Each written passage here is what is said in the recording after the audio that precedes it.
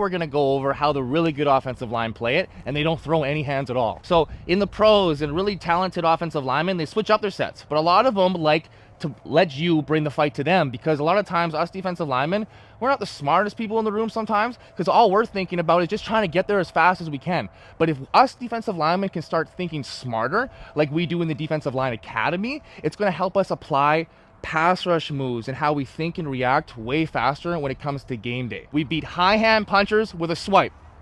Wrist elbow, step through. We beat low hand punchers with a cross chop.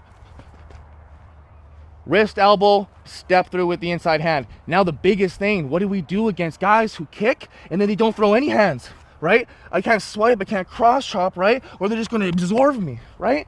So the key thing to do, the first thing you do if a guy is doing that is bring the bull rush.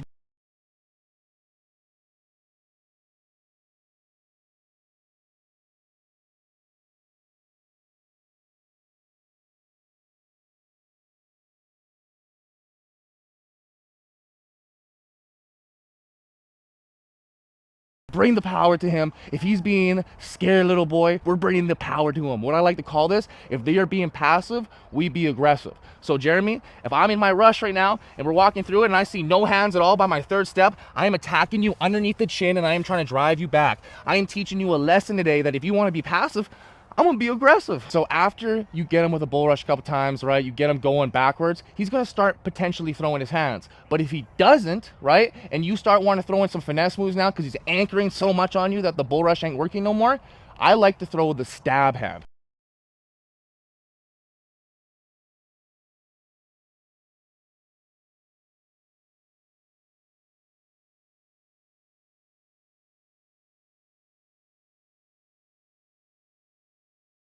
So the stab hand is like a lawn arm, but without throwing any power into it, right? So when I throw a stab hand, I'm thinking that there's a button right in the middle of Jeremy's chest that I just want to touch it quickly and bring my hands back. Because as soon as I touch this button, Jeremy's hands are going to punch out. Right? So offensive linemen are taught that if we are bringing our hands, right, they're not just going to keep their hands here and take a bull rush. They're going to bring their hands out. And a lot of the times that we were just talking about, each lineman has a different punch. Even if they don't throw hands, eventually they are going to throw a punch, and they're going to throw a low or they're going to throw a high hand punch, right? So technically, if I went into Jeremy and he was a high hand passive puncher, so he doesn't throw his hands until I push the button. When I do this, when I throw the stab, I want to throw a club, right, on the wrist or elbow. I like to throw my club on the back here, but having big offensive linemen, sometimes it's hard. Or you can bring this hand back immediately and double swipe. Jeremy is a low hand puncher and he's passive, so I got to get in here first, touch the button. As soon as I touch the button, I can't keep it there. I need to bring it back and attack the wrist and elbow like I would do on a cross chop. Right? So a couple things you can do out of it, right? High hand puncher, we go stab, bring it back, swipe, we go stab, club, and we can throw in a rip. If they're low hand punchers, we touch the button, stab, then we cross chop, right? So we just figured out how to beat passive offensive linemen. Now let's ask the pro offensive lineman himself, how do you react and how do you beat the stab hand? When guys throw the stab hand, they pull it back quickly and they want to make a move on you. I like to do personally, because I'm a single arm puncher, so I punch outside first. I see the stab hand, whether he takes it back or not.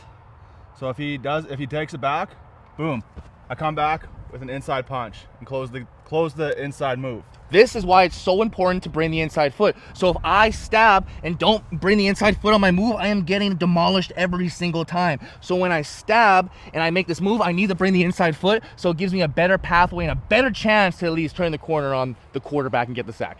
Anything else, Jeremy? Yeah, so the second option is if you don't remove your stab hand, we as offensive linemen, like you defensive linemen, will either control the wrist up or we'll club down and get the wrist off.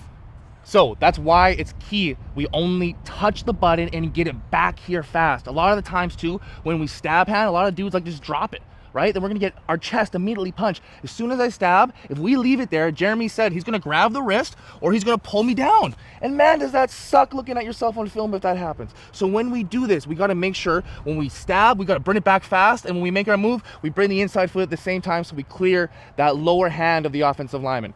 Thank you, Jeremy. One more thing. Yep, one more thing, let's hear it. This doesn't happen often, but when it does work. So if you stab and you pull it back, the offensive lineman will create a little bit of space. Yes. And if he creates space, we need to understand that they are probably at quarterback depth, that we need to transition into power and just collapse the pocket at this point, and that's how we counter it. Anything else, Jeremy? That's everything. Perfect.